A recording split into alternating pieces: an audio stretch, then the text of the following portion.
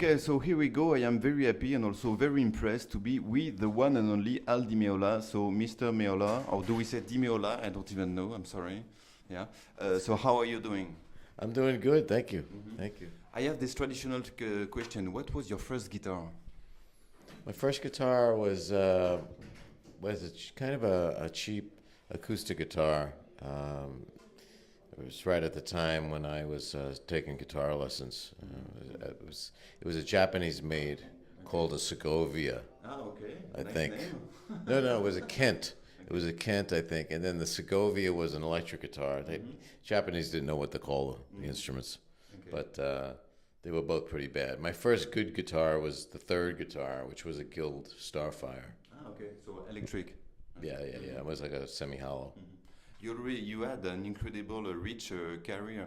If you have to, I don't know, pick up one or two main turning points in your career, what would they be? Important encounters with musicians, things like that. Important turning points for me Yeah, have for you been, musically. well, probably the most important turning point was the meeting and friendship I developed with Astor Piazzolla Yeah. in mid-'80s, 84.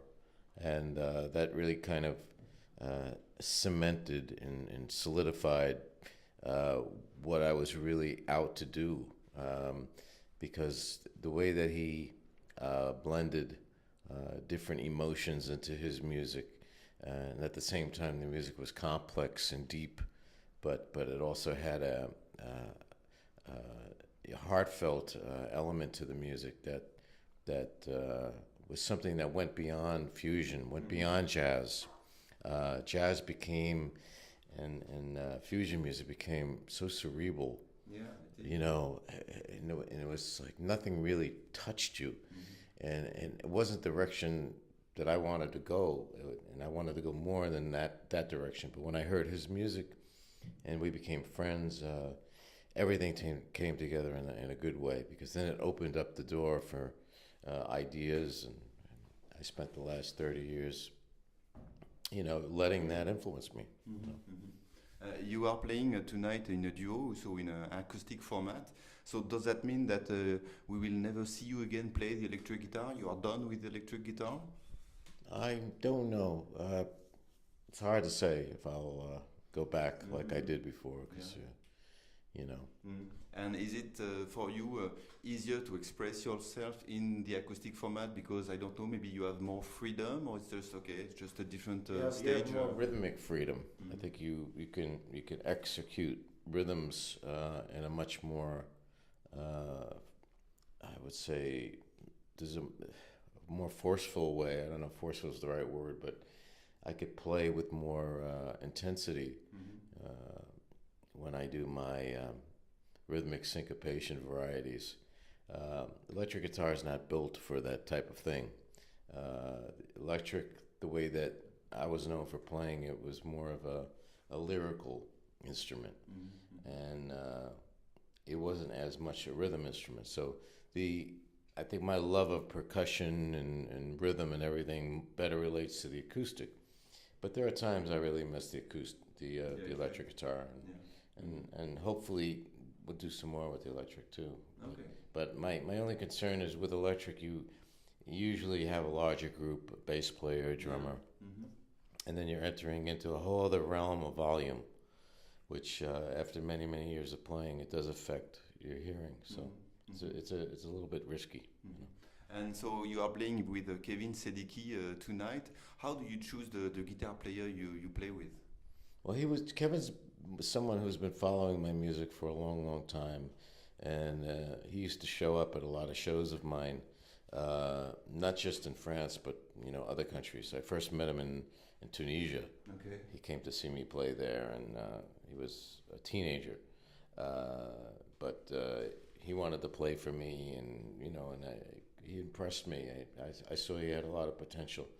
And then I met him a few other times in Italy and in France, and he was very eager to get my opinion of how he does, and he was very influenced by what I was doing.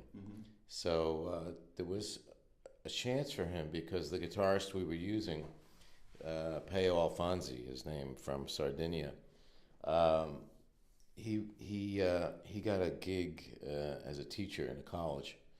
So he wasn't able to make all of the shows, like part-time. So I thought of Kevin because of his ability to, his eagerness and his ability to read music. I wanted to give him the chance, So. And is there some specific qualities you are looking for with the musician that's going to play with you, or it's just okay the feel? Well, it's hard to play the music. You got to, you have to be at a certain level to play it. So. That's the quality of executing and reading music, and feel is something certain players have to work on a little bit more. Having good rhythm is something that I think is something you're born with. It's not something you can learn. It's impossible to learn feel of rhythm. Okay. It's either you have it or you don't. So it's bad news for me, but okay. Yeah. That's the way it is. Okay. And is there a master-student relation with Kevin, or when you are on stage, okay, you're just playing music and that's it? I look at Kevin like a student. Yeah. I look at Kevin like a student. He's definitely in the learning phase of, and he's pretty much a sponge for learning. He wants to get better.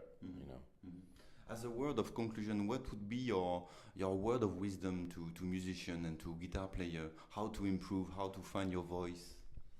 Listen to your favorite player. Try to copy them, and try to imitate them. Copy them, and in the process of doing that, what could happen is you will begin to develop your own voice eventually. Yeah. It sounds so easy. No, it's nothing's easy. Yeah. Okay, well, thank you very much. It was such a pleasure to be able to meet you, and I hope you have a great concert tonight. Thanks a lot. Thank you very much. Thank you.